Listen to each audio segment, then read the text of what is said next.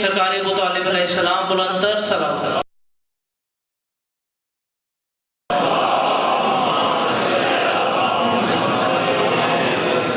میں ملتمس ہوں علامہ سید ضمیر حسین نقوی صاحب سے کہ وہ ذی منبر ہوں اور فضائل مصائب محمد والد محمد علیہ السلام بیان کریں. آواز بلند صلوات.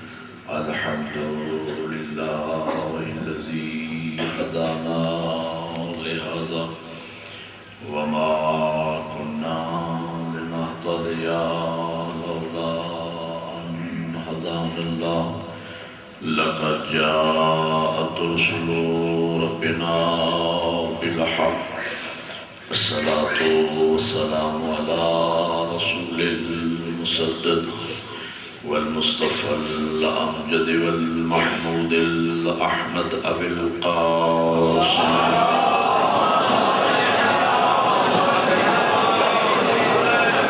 أما بعد فقد قال الله تبارك وتعالى في كتابه الأعلى بسم الله الرحمن الرحيم إن الدين عند الله الإسلام.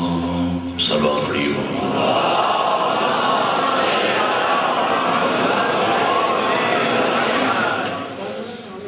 برادران ایمانی والیان حیدر کرار و عاشقان حسین ابن علی، آج کی یہ مجلس ہمارے سلسلہ گفتگو کی تیسری مجلس ہے، اور میں نے قرآن مجید کی جس معروف ترین آیہ وفی ہدایہ کو سرنامہ گفتگو قرار دیا ہے، اس میں خالق کائنات ارشاد فرما رہے ہیں کہ ان الدین عند اللہ الاسلام، کہ بے شک اللہ کے نزدیک دین اسلام ہے. اور دوسرے مقام پر پھر ارشاد فرمایا کہ من یبتغی غیر الاسلام دینا فلن یقبل منہ وہو فی الآخرۃ من الخاسرین، کہ جس شخص نے دین اسلام کے علاوہ کسی دین کو اپنے لیے پسند کیا تو وہ اس سے ہرگز قبول نہ کیا جائے گا، اور وہ شخص آخرت میں سخت نقصان اٹھانے والوں میں سے ہوگا. کل ہماری گفتگو اس منزل پر پہنچی تھی کہ کسی بھی چیز کو سمجھنے کے لیے تاریخ کا سہارا لینا ضروری ہے. آج زیادہ ضرورت ہے اس بات کی کہ اسلام کو صحیح طریقے سے سمجھا بھی جائے اور سمجھایا بھی جائے. آج دنیا اتنی ترقی کر چکی ہے اور کمپیوٹر کی ایجاد نے دنیا ہی بدل دی ہے. آج پرانی تھیوریاں جو ہیں وہ تبدیل ہو رہی ہیں اور ان کی جگہ نئی تھیوریاں لے رہی ہیں. یہ سب جستجو اور تحقیق ہی کی وجہ سے ہو رہا ہے. پرانے نظریات بدل رہے ہیں، ان کی جگہ نئے نظریات لے رہے ہیں. یہ سب تحقیق ہی کی وجہ سے ہے. اگر ہم اس بات پہ مصر ہو جائیں کہ صاحب ہم تو قلم ہی کے ساتھ لکھیں گے، یا ہمارے بزرگ جو تھے وہ چونکہ اونٹ پر سفر کیا کرتے تھے تو ہم تو اونٹ ہی پر سفر کریں گے، تو ظاہر ہے کہ ہم معاشرے میں جاہل ہی کہلائیں گے. آج دنیا ترقی کر چکی ہے تو میری استدعا یہ ہے تمام مسلمانوں سے کہ جس طرح ہر معاملے میں تحقیقات آگے بڑھ رہی ہیں، تو میری درخواست یہ ہے عالم اسلام سے کہ وہ اہل بیت کے بارے میں بھی از سر نو غور کریں ہو سکتا ہے کہ پرانی تھیوریاں بدل جائیں اور مسلمان راہ راست پہ آ جائیں۔ تو کل میں نے عرض کیا تھا کہ ایک تاریخ وہ ہے کہ جو بنو امیہ کی حکومتوں کی نگرانی میں لکھوائی گئی، اور ایک اسلام کی تاریخ وہ ہے کہ جو ہمیں اہل بیت علیہ السلام نے تعلیم دی۔ مرکز پیغمبر کی ذات ہے، پیغمبر کے بارے میں ایک نظریہ ہمارے دوستوں کا ہے، ایک نظریہ ہمارا ہے۔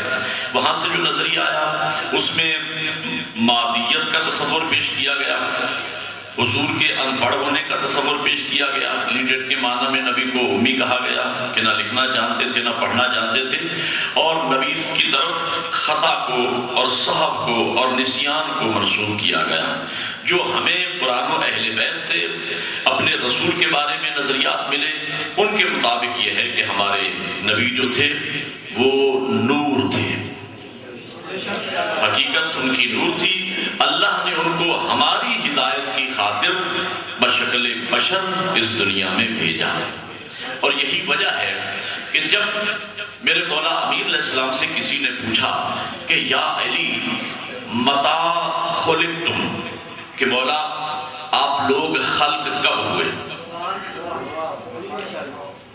تو جیسے ہی سائل نے سوال کیا تو حضرت امیر علیہ السلام نے سر سے لے کر پاؤں تک اس کی طرف دیکھا اور پھر مسکرا کے فرماتے ہیں کہ سوال اتنا عظیم ہے اور جواب برداشت کرنے والا ظرف علی کو نظر نہیں آتا۔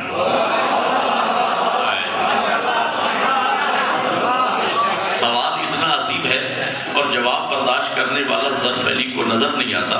سائل کہتا ہے جب مولا میں نے پوچھ لیا ہے تو میرے ظرف کے مطابق ارشاد فرمائے، تو امام فرماتے اچھا تیرے ظرف کے مطابق تو یہ بتا کہ تیری نگاہ میں سب سے پہلی مخلوق کا نام کیا ہے؟ اس نے کہا مولا میری نگاہ میں تو سب سے اول مخلوق کا نام حضرت آدم ہے۔ تو جو ہی اس نے کہا آدم، میرے مولا مسکرائے، مسکرا کے فرماتے سن ان اللہ خلق آدم من الطین وطین من الزبد وزبد من الموج والموج من البحر والبحر من الظلمہ والظلمہ من النور والنور من الحرف والحرف من الآیہ والآیہ من السورہ والسورہ من الیاقوتہ والیاقوتہ من لا شیء ولا شیء من مشیت اللہ۔ فرماتے سن خالق کائنات نے آدم کو تین سے پیدا کیا، تین کو زبد سے پیدا کیا، زبد کو موج سے پیدا کیا، موج کو بحر سے پیدا کیا، بحر کو ظلمہ سے پیدا کیا، ظلمہ کو نور سے پیدا کیا، نور کو حرف سے پیدا کیا، حرف کو آیا سے پیدا کیا، آیا کو سورہ سے پیدا کیا، سورہ کو یقوتہ سے پیدا کیا، یقوتہ کو لا شے سے پیدا کیا، اور لا شے کو مشیت اللہ سے پیدا کیا۔ اور علی اپنے سینے پہ ہاتھ مار کے فرماتے نحن مشیت اللہ، وہ اللہ کی مشیت ہے۔ بلکہ بلند آواز سے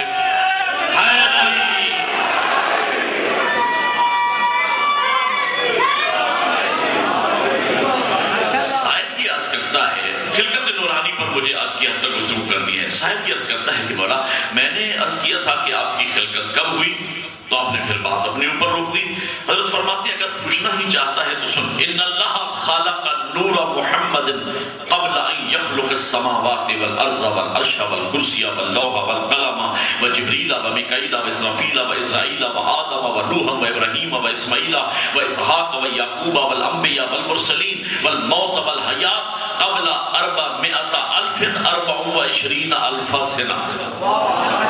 اب میں اس کا ترجمہ کروں گا۔ فرماتے ہیں کہ سن خالق کائنات نے آسمان، زمین، عرش، کرسی، لوح، قلم، جبرائیل، میکائیل، اسرافیل، اسرائیل، آدم، نوح، ابراہیم، اسماعیل، اسحاق، یعقوب، انبیاء، مرسلین، موت اور حیات سے بھی 4,24,000 سال پہلے نور محمد پہلے بنایا، ساری کائنات اللہ نے بعد میں بنایا۔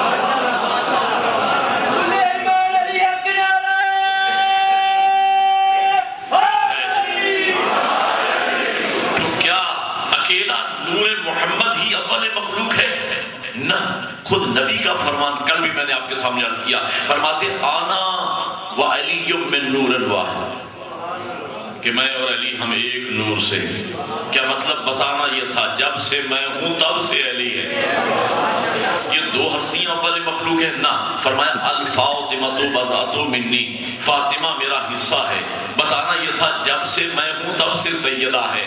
کیا یہ تین ہستیاں اول مخلوق ہے؟ نہ، فرمایا الحسن والحسین ریحانت آیا، حسن و حسین میری خوشبو ہیں، یعنی میں رسالت کا گل ہوں، حسنین میری خوشبو ہیں، اور اہل علم جانتے ہیں کہ کبھی بھی خوشبو پھول سے جدا نہیں ہوتی۔ بتانا یہ تھا جب سے میں ہوں تب سے حسنین، یہ 5 ہستیاں اول مخلوق ہیں؟ نہ، فرمایا اولنا محمد، اوسطنا محمد، آخرنا محمد، وکلنا محمد، ہمارا پہلا بھی محمد ہے، درمیانی بھی محمد ہے، آخری بھی محمد ہے، اور ہم 14 کے 14 محمد ہیں۔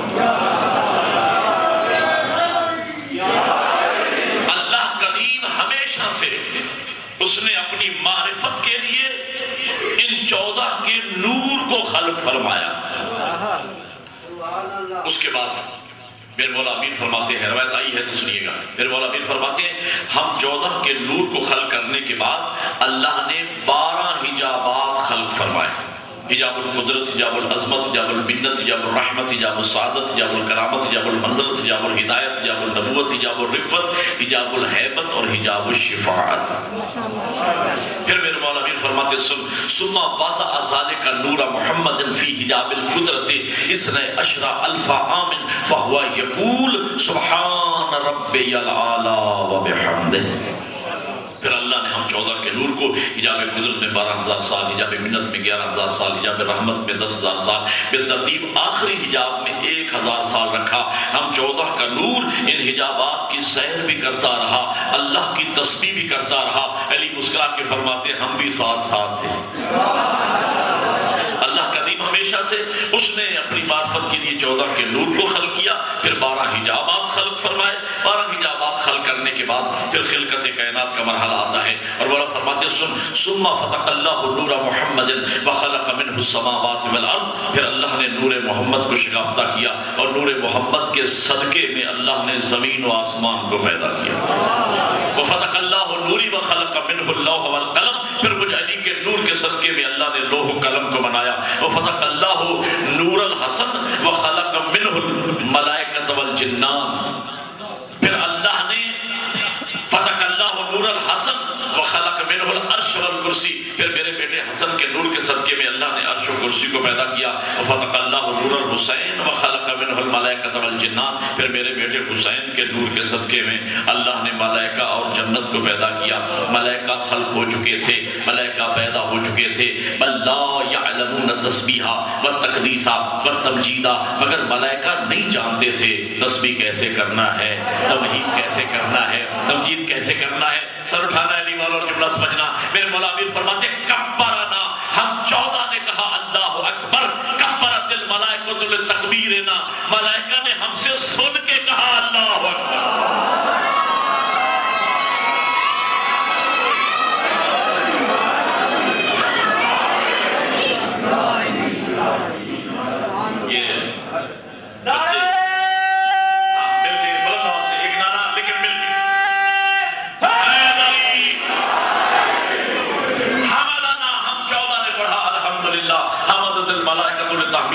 ملائکہ نے ہم سے سن کے کہا الحمدللہ۔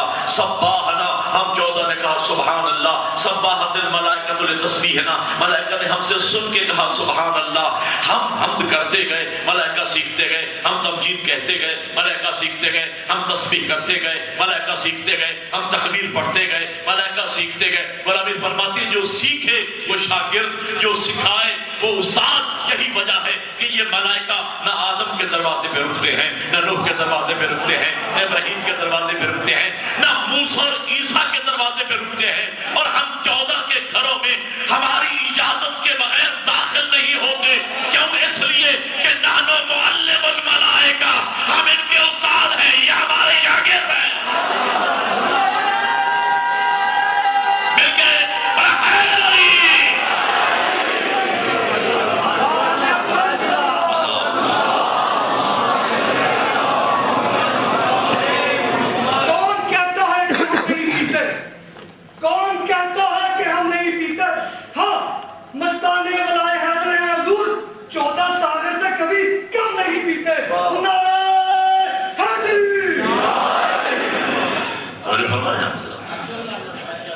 اللہ نے ملائکہ، دیکھیں ملائکہ خلق ہو چکے تھے، ملائکہ پیدا ہو چکے تھے، اور ملائکہ کی تخلیق کے بعد اللہ نے باقی عالم پیدا کیے. دیکھیں خدا کی قسم آج دنیا جتنی ترقی کر گئی ہے لیکن قرآن اتنا وسیع ترین علم ہے کہ جس کی ایک آیہ مجیدہ کو بھی ابھی تک دنیا ایکسپلین نہیں کر سکتی. الحمدللہ رب العالمین. تمام تعریفیں اس پالنے والے کے لیے، اس اللہ کے لیے جو عالمین کا پروردگار ہے، عالمین کا پالنے والا. ایک ہے عالمین کا خالق. خالق ہونا اور بات ہے، پالنا اور بات ہے. پہلے پلنے والے وہاں ہوں گے تو پالے گا. اس کا مطلب ہے جتنے عالمین ہیں، تمام عالمین میں پلنے والی مخلوق موجود ہے کہ جنہیں وہ پال رہا ہے. اور مناقب میں نے ایک روایت پڑھی ہے، سب بہادر جملہ سمجھنا. میرے چھٹے امام فرماتے ہیں الفا الفا آدم و الفا الفا عالم. ہزار ہزار آدم اللہ نے خلق کیے، ہزار ہزار عالم اللہ نے خلق کیے. وَأَنَا حُجَّةُ اللَّهِ فِي الْجَمِيعِ. اور جتنے اللہ نے عالم بنائے، ہر عالم میں اللہ نے مجھے حجت خدا بنا کے بھیجا. مل کے ہر سب سے پہلے اللہ نے میرے نبی کے نور کو خلق فرمایا. کب خلق کیا؟ کب ہوتا تو بتایا جاتا. کہاں خلق کیا؟ کوئی مکان ہوتا تو بتایا جاتا. نہ مکان تھا، نہ زمان تھا، نہ چاند تھا، نہ سورج تھا. بس ایک بنانے والا تھا اور ایک بننے والا تھا. ایک بنانے والا، وہاں بھی یکتائی ہے، بنانے والے میں بھی، بننے والے میں بھی یکتائی ہے. وہ بھی ایک، یہ بھی ایک. لیکن ان دونوں میں، ان کی یکتائی میں فرق ہے. وہ احد ہے، یہ واحد ہے. اور جب یکتائی سے ٹکرانے لگی تو مشیت پروردگار میں یہ بات گزری کہ ایسا نہ ہو کہ مخلوق اسے دیکھ کر خالق نہ سمجھ لے. اپنے آپ کو احد کہا، اپنے محبوب کو، مخلوق کو واحد کہا. احد وہ ایک جو ناقابل تقسیم ہو، واحد وہ جو قابل تقسیم ہو. کبھی ایک کا 2 ہو جائے، 2 کا 5 ہو جائے، 5 کا 12 ہو جائے، 12 کا 14 ہو جائے. غور ہے یا نہیں؟ شروع میں یہ نور ایک تھا. اسی لیے جب اللہ نے قرآن میں اپنا تعارف کروایا تو فرمایا قل هو اللہ احد. میرے حبیب کہہ دو اللہ احد ہے، اللہ ایک ہے. اور جب نبی نے اپنا تعارف کروایا تو فرمایا آنا وعلی من نور واحد، کہ میں اور علی ہم ایک نور سے ہیں. اللہ نے سب سے پہلے اپنے محبوب کے نور کو خلق کیا، ان 14 کے نور کو خلق کیا، اور پھر اسی عالم نور میں اس کی تعلیم و تربیت کا سلسلہ شروع کیا. اتنا پڑھایا جتنا ایک مخلوق پڑھ سکتی ہے، اور منصب نبوت و امامت عطا کیا. لیکن پڑھانے کے بعد اور امتحان لینے کے بعد منصب ختم نبوت پر فائز کیا. یہی وجہ ہے کہ پیغمبر فرماتے ہیں کنت نبیا آدم بین الماء والطین. میں اس وقت بھی نبی تھا جب ابھی آدم آب و گل میں تھے. دیکھیں ایک مرتبہ یہ ہوتا ہے کہ بعض اوقات ایک دوست دوسرے دوست کو تنگ کرنے کے لیے کہہ دیتا ہے کہ صاحب آپ ابھی دنیا میں نہیں آئے تھے اور میں اس وقت دنیا میں موجود تھا. تو یہ نہیں ہو سکتا ہے کہ ایک دوست 1 سال اپنے دوسرے دوست سے عمر میں بڑا ہو تو وہ یہ کہہ سکتا ہے کہ میں اس دنیا میں تھا، ابھی آپ دنیا میں تشریف نہیں لائے تھے. تو یہ 1-2 سال کا بود ہو سکتا ہے. لیکن اگر کوئی اپنے ساتھی سے یہ کہے کہ صاحب ابھی آپ پیدا ہی نہیں ہوئے تھے اور میں کالج میں پروفیسر تھا، تو اب یہ 2-4 سال کا ڈیفرنس نہیں ہے، اس لیے کہ پروفیسر بننے کے لیے ایک لمبا عرصہ چاہیے۔ حضور یہ نہیں فرما رہے کہ میں تھا اور آدم نہ تھے، فرماتے ہیں میں نبی تھا، کنت نبیا، میں اس وقت نبی تھا، ابھی آدم آب و گل میں تھے، ابھی آدم بنے ہی نہیں تھے، اور میں منصب نبوت پر فائز تھا۔ بھئی آدم بنے، ہم جتنے بیٹھے ہیں، ایک تاریخی جملہ آ گیا ہے، اگر بات پسند آئے تو میرے لیے دعا کر دینا۔ ہم جتنے بیٹھے ہیں سب اولاد آدم، جتنے انسان گزر چکے سب اولاد آدم، جتنے قیامت تک آئیں گے سب اولاد آدم، یعنی ہم جتنے انسان ہیں گزر چکے آئیں گے، ہم سب ہیں اولاد آدم، اور ابھی آدم بنے ہی نہیں تھے، اور میرا محمد اس وقت نبی تھا، تو ہم سارے اولاد آدم ہیں، ہم ہیں آدم کی اولاد، حسنین ہے محمد کی اولاد۔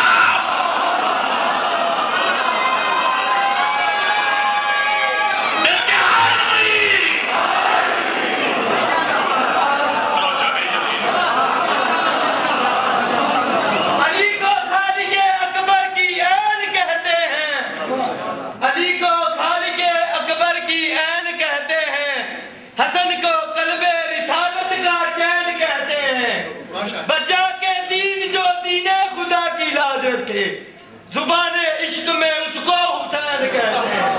نعرہ حیدری! یعنی توجہ فرما رہے نا، جتنے انسان گزر چکے، جتنے موجود ہیں، جتنے آنے والے ہیں، ہم سب آدم کی اولاد ہیں، اور آدم ابھی بنا ہی نہیں تھا، آب و گل میں تھے کہ جب میرے نبی منصب نبوت پر فائز تھے، تو ہم سب تو ہوئے آدم کی اولاد، اور قرآن یہ کہتا ہے حسنین ہے محمد کی اولاد۔ تو جس طریقے سے کائنات میں میرا نبی میں مثل و بے مثال ہے، اسی طریقے سے مخلوق میں حسنین بھی بے مثال ہے۔ جس طرح پیغمبر ہم جیسے نہیں ہو سکتے، حسنین بھی ہم جیسے نہیں ہو سکتے، اس لیے کہ بنص قرآن وہ نبی کے بیٹے، ابناءنا و ابناءکم، توجہ ہے یہ نہیں؟ میں اشارہ کر دوں تاکہ عزیز نوجوان بچے سمجھے، میرے بزرگ بہتر جانتے ہیں، حکم نازل ہوا، میرے حبیب اگر یہ علم قرآن آنے کے بعد بھی نہیں مانتے نصارہ نجران، تو ان کو کہہ دیجئے قل تعالوا ندعو ابناءنا و ابناءکم ونساءنا ونساءکم وانفسنا وانفسکم ثم نبتہل فنجعل لعنۃ اللہ علی الکاذبین۔ انہیں کہہ دیجئے کہ تم اپنے بیٹوں کو لاؤ، ہم اپنے بیٹوں کو لائیں گے، ہم اپنے بیٹوں کو لائیں گے۔ اور زید صاحب قبلہ فرمایا کرتے تھے کہ جب یہ آیہ مجیدہ 23 ذی الحج کی شام نازل ہوئی تو ساری رات تیاریاں ہوتی رہیں، ان کے جملے یہ ہیں کہ ساری رات مدینے کے حمام کھلے رہے۔ لوگوں نے سوچا کہ بھئی حضور کی تو اپنی کوئی اولاد ہے کوئی نہیں، اپنے تو کوئی بیٹے ہیں کوئی نہیں، تو ظاہر ہے کہ ہمیں تو کہیں گے بیٹا بن کے جانے کے لیے۔ اور جب 24 ذی الحج کی صبح ہوئی اور سب لوگ تیار ہو کے آئے، اور جب جانے کا وقت ہوا تو پیغمبر نے فرمایا کہ میرے بیٹے حسنین کہاں ہیں؟ تو حسنین آئے، بڑے شہزادے کو دائیں دانوں پہ، چھوٹے کو بائیں دانوں پہ بٹھایا، تو جو لوگ تیاری کر کے آئے تھے کہنے لگے یا رسول اللہ کیا ہم آپ کے ابنانا نہیں ہیں؟ تو زید صاحب قبلہ فرماتے ہیں کہ نبی نے فرمایا کہ دیکھ لو یہ ہے میرے ابنانا اور تم ابنا۔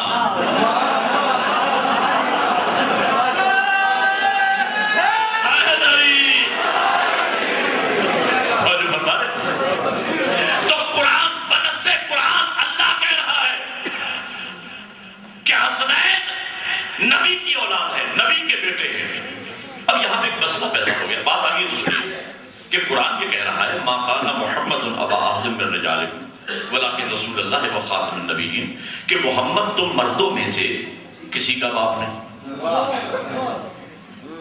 وہ تو اللہ کا رسول اور خاتم النبیین ہے. اور قرآن مجید ہی میں دوسرے مقام پہ ارشاد فرمایا البتہ جو نبی کی بیویاں ہیں وہ مومنوں کی مائیں ہیں. تو عجیب مسئلہ ہے بھئی، جو نبی ہیں وہ تو ہم میں سے کسی کے باپ نہیں. نبی کی جو بیویاں ہیں وہ ہم سب کی مائیں ہیں. بھئی شوہر کسی کا باپ نہیں، بیویاں سب کی مائیں ہیں. یہ معاملہ کیا ہے؟ تو چونکہ نبی کی بیویاں ہم جیسی تھی لہذا ہماری مائیں ہیں. چونکہ نبی ہم جیسے نہیں تھے لہذا ہمارے باپ نہیں، اور جو نبی جیسے تھے وہ بیٹے بن کے جا رہے ہیں.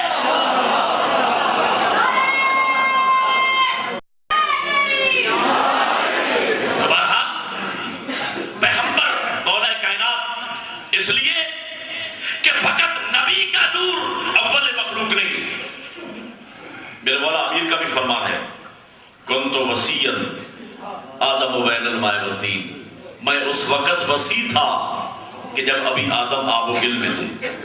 اور میں قرآن مجید سے اس کی دلیل پیش کیے دیتا ہوں، اس لیے کہ اللہ نے اپنے نبی کی نبوت کا تذکرہ قرآن مجید میں ان لفظوں میں ارشاد فرمایا یقول الذین کفروا لست مرسلا قل کفی باللہ شہیدا بینی و بینکم ومن عندہ علم الکتاب.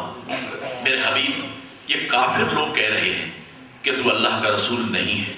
ان سے کہہ دیجئے کہ میری رسالت کی گواہی کے طور پر ایک تو اللہ کافی ہے اور دوسرا وہ کافی ہے جس کے پاس پوری کتاب کا علم ہے. یعنی مطلب کیا ہے کہ جب منصب نبوت مل رہا تھا پیغمبر کو تو ایک تو اس وقت اللہ موجود تھا بطور گواہ، اور فقط اللہ موجود نہیں تھا، ایک اور ہستی بھی وہاں موجود تھی جس کی صفت قرآن میں اللہ نے بیان کی وَمَنْ عِنْدَهُ عِلْمُ الْكِتَابِ، کہ اس کے پاس پوری کتاب کا علم تھا. بھئی کون ہے جس کے پاس پوری کتاب کا علم ہے؟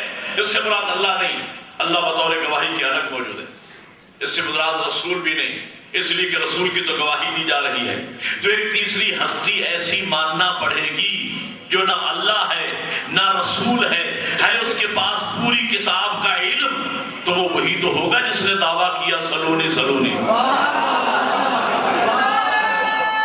سب مل کے بات ہے نبی.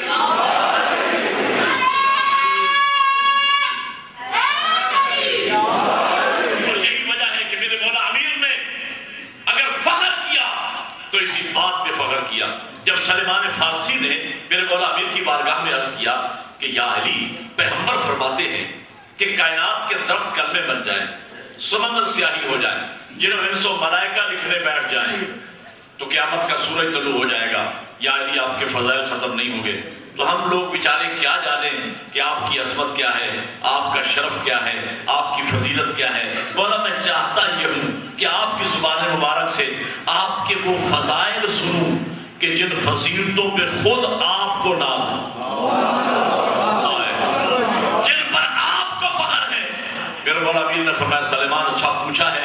تو چند فضائل کا میرے مولا نے ذکر کیا اور کتابوں موجود ہے. میرے مولا امیر نے پہلی فضیلت جس پہ فخر کیا فرماتے ہیں کفا بی عزت ان اکون لکا عبدا. علی کی عزت کے لیے اتنا ہی کافی ہے کہ علی تیرا عبد ہے. وَكَفَى بِي فَخْرًا أَن تَكُونَ لِي رَبًّا، اور علی کے فخر کرنے کے لیے اتنا ہی کافی ہے کہ تو علی کا پروردگار ہے.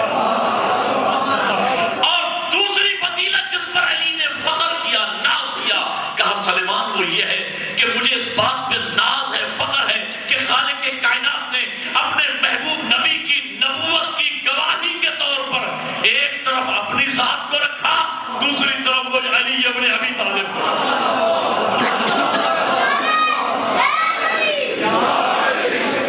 تو جب منصب نبوت مل رہا تھا تو علی اس وقت پہلو میں کھڑے دیکھ رہے تھے. اسی لیے تو نبی کی نبوت کے گواہ بن رہے ہیں. ہم عرض کریں کہ پروردگار جب تیری ذات گواہی دے رہی ہے تو پھر یہ فرمانے کا کیا مطلب ہے کہ کہ کل کفا باللہ شہیدم بینی و بینکم ومن عندہ علم الکتاب، میرے حبیب ان سے کہہ دیجئے کہ میری نبوت کی گواہی کے طور پر ایک اللہ کافی ہے۔ تو آیت یہیں پر رک جانا چاہیے تھی کہ بس اللہ کافی ہے میری نبوت کی گواہی کے طور پر۔ تو دوسرا یہ کیوں فرمایا کہ دوسرا وہ کافی ہے جس کے پاس پوری کتاب کا علم ہے؟ تو کریم کی آواز آئے گی، میں نے اس لیے کہا کہ ایک زمانہ پہ آنے والا ہے کہ جس میں بعض ایسے لوگ پیدا ہوں گے کہ وہ کہیں گے کہ ہمارے لیے اللہ ہی کافی ہے۔ میں ان کے لیے کہہ رہا ہوں کہ جب تک علی کو نہیں مانو گے اللہ کافی نہیں ہوگا۔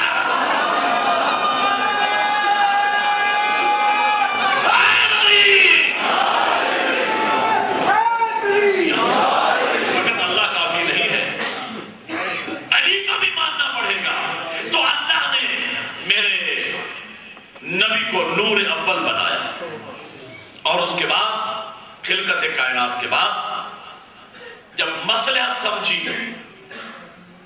تو لباس بشری میں انہیں اس دنیا میں بھیجا، اس لیے کہ ان کی نورانیت ان کی فضیلت نہیں بلکہ دین کی ضرورت ہے۔ اس لیے کہ یہ آگ پانی مٹی اور ہوا سے بنا ہوا بشر ہدایت کی ذمہ داریوں کو پورا نہیں کر سکتا، اس لیے کہ قرآن مجید کی حیبت کو برداشت کرنا یہ بشری تقاضوں کے خلاف ہے۔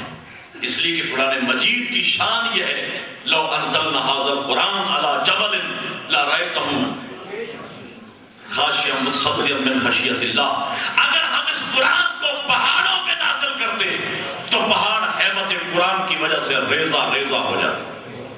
تو اس قرآن کے وزن کو جب پہاڑ برداشت نہ کر سکیں تو یہ آگ پانی مٹی اور ہوا سے بنا ہوا بشر اس قرآن کے وزن کو کیسے برداشت کر سکتا ہے؟ لیکن میرے نبی کے قلب پر یہ قرآن نازل ہوا، اللہ نے اپنے محبوب کو اس دنیا میں بھیجا ہادی بنا کر لباس بشری میں۔ یہ بات کہنا کہ چونکہ ہماری طرح کھاتے بھی تھے اور پیتے بھی تھے لہذا ہمارے جیسے ہیں، یہ نظریہ قرآن اور اہل بیت کے نظریات سے متصادم ہے۔ وہ ہمارے جیسے بشر نہیں تھے، اللہ نے ان کی حقیقت نور بنائی اور لباس بشری میں ہماری ہدایت کے لیے اللہ نے انہیں زمین پر بھیجا۔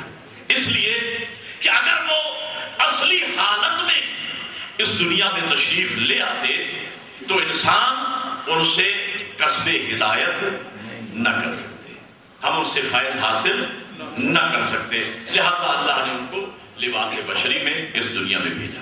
اور ایک نور کا سلسلہ ہے۔ دیکھیں میں نے کل کی مجلس میں عرض کیا تھا کہ جہاں نظریہ مادیت آیا، نظریہ جہل آیا، نظریہ خطا آیا، وہاں جو سلسلے آگے بڑھیں گے تو وہاں آپ کو نورانیت نہیں ملے گی، وہاں آپ کو علم نہیں ملے گا، وہاں آپ کو بے گناہی نہیں ملے گی، وہاں ایسی ہی روایات آپ کو ملے گی کہ جہاں خطا بھی ہوگی، جہاں جہل بھی ہوگا اور جہاں مادیت بھی ہوگی۔ لیکن جہاں نظریہ نورانیت آیا، نظریہ علم آیا، نظریہ عصمت آیا، وہاں جو سلسلے آگے بڑھیں گے تو وہاں آپ کو نورانیت بھی ملے گی، علم بھی ملے گا اور عصمت بھی ملے گی۔ یہی وجہ ہے کہ پیغمبر نے اپنے بعد اس ہستی کے ہاتھ میں امت کا دامن دیا کہ جس کے پاس نورانیت بھی تھی، جس کے پاس علم بھی تھا اور جس کے پاس عصمت بھی تھی۔ اللہ کے محبوب نے اپنے بعد اس امت کو لاوارث نہیں چھوڑا بلکہ علی جیسا رہبر، علی جیسا لیڈر، علی جیسا قائد اللہ نے اس امت کو عطا فرمایا۔ علی نام تھا علم کا، علی نام تھا عصمت کا، علی نام تھا شجاعت کا۔ مسلمانوں نے ظلم یہ کیا کہ نبی کے بعد الہی اور نبوتی قیادت کا دامن چھوڑ دیا۔ تو ظاہر ہے کہ جب علم کو بدلو گے تو جہالت آئے گی، عصمت کو بدلو گے تو خطا آئے گی، شجاعت کو بدلو گے تو بزدلی آئے گی، اور دامن اہل بیت اور دامن علی کو جیسے مسلمانوں نے چھوڑا تو ایسے بھٹکے کہ آج تک مسلمان بھٹک رہے ہیں۔ توجہ فرمائے میری بات؟ تمہارا میں عرض یہ کرنا چاہ رہا تھا کہ اللہ نے سب سے پہلے، آج نورانیت پہ گفتگو ہوگی، کل میں کوشش کروں گا کہ عصمت کی گفتگو کو آگے بڑھاؤں گا، پھر علم پر گفتگو ہوگی اور مطالب آہستہ آہستہ آگے بڑھتے چلے جائیں گے۔ تو اللہ نے سب سے پہلے میرے نبی کے نور کو خلق فرمایا، اس کے بعد خلقت کائنات کا مرحلہ آیا، اور یہ نور کب خلق ہوا؟ ایک روایت آپ کے سامنے، اور یہ روایت علامہ حسین بخش جاڑا نے اپنی تفسیر انوار النجف میں اس روایت کو نقل کیا۔ جبرائیل آتا ہے وحی لے کر، وحی کا سلسلہ جاری ہے کہ ادھر سے مولا کائنات کی آمد، نور کا ایک سلسلہ، مولا کائنات کی آمد ہوئی۔ جبرائیل نے جیسے ہی علی کو آتے دیکھا تو جبرائیل علی کی تعظیم کے لیے کھڑے ہوئے۔ پیغمبر پوچھتے ہیں، جانتے تھے ہم تک عظمت امیر المومنین پہنچانے کے لیے، کہ اے جبرائیل تو علی کی تعظیم کیوں کرتا ہے؟ تو جبرائیل عرض کرتا ہے، یا رسول اللہ میں علی کی تعظیم اسی طرح کرتا ہوں جیسے ہر شریف شاگرد اپنے استاد کی تعظیم کرتا ہے۔ اب پیغمبر یہ چاہتے تھے کہ علی کی عظمت پہنچے، فرماتے جبرائیل علی تیرے استاد کیسے ہو گئے؟ کہا مولا یہ تو بڑی لمبی بات ہے، فرمایا مختصر بیان کر۔ جبرائیل عرض کرتے ہیں، یا رسول اللہ لما خلقنی اللہ، جب اللہ نے وہ جبرائیل کے نور کو خلق فرمایا تھا تو سألنی اللہ، اللہ نے مجھ سے سوال کیا تھا، یا جبرائیل من انتا و من انا، اے جبرائیل تو کون ہے اور میں کون ہوں؟ تو یا رسول اللہ میں نے جواب دیا کہ انتا انتا و انا انا، مالک تو ہے اور میں ہوں۔ لیکن جب میں نے یہ جواب دیا تو دوبارہ وہی سوال ہوا، یا جبرائیل من انتا و من انا، اے جبرائیل تو کون ہے اور میں کون ہوں؟ تو یا رسول اللہ پھر میں نے وہی جواب دیا کہ انتا انتا و انا انا، مالک تو ہے اور میں ہوں۔ جب تیسری مرتبہ سوال ہوا تو میں سمجھ گیا کہ میرا جواب اگر درست ہوتا تو تیسری مرتبہ سوال ہی نہ ہوتا، لیکن اس کے علاوہ میرے پاس کوئی جواب نہیں تھا۔ پھر میں نے وہی جواب دیا کہ انتا انتا و انا انا، مالک تو ہے میں ہوں، تو ہے میں ہوں۔ آپ کی خاموشی کو دیکھ کر مجھے سیدی صاحب قبلہ کا جملہ یاد آ رہا ہے۔ قبلہ اس منزل پہ فرمایا کرتے تھے کہ جب بات تو میں تک پہنچے،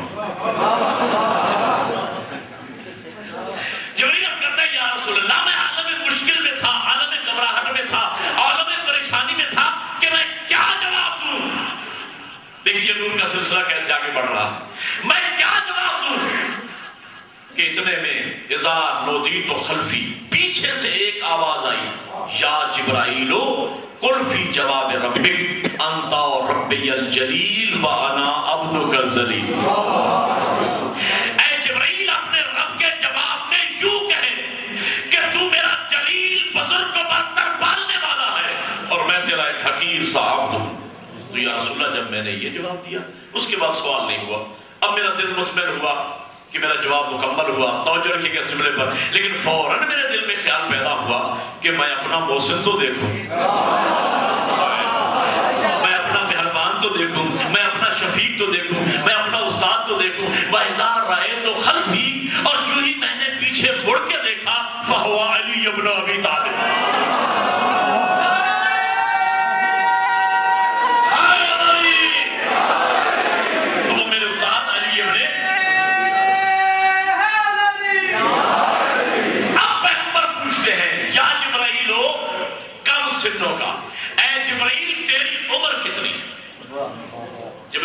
یا رسول اللہ میری عمر کا اندازہ اس سے لگایا جا سکتا ہے کہ جب اللہ نے میرے نور کو خلق فرمایا تھا، انا نجمن یطلع علی ساق العرش، اس وقت میں نے عرش کی دائیں جانب ایک ستارہ طلوع ہوتے دیکھا تھا۔ دو روایتیں ہیں حیات القلوب میں، ایک روایت کے مطابق 30,000 سال اور ایک روایت کے مطابق 70,000 سال، کہ وہ ستارہ 70,000 سال کے بعد طلوع کرتا تھا، 70,000 سال کے بعد غروب کرتا تھا۔ حضرت جبریل فرماتے ہیں وَقَدْ رَأَيْتُهُ 70,000 مرہ، میں اس ستارے کو 70,000 مرتبہ طلوع ہوتے اور 70,000 مرتبہ غروب ہوتے اپنی آنکھوں سے دیکھ چکا۔ بڑا عجیب مرحلہ ہے جس پر میں آپ کو لے کے آیا۔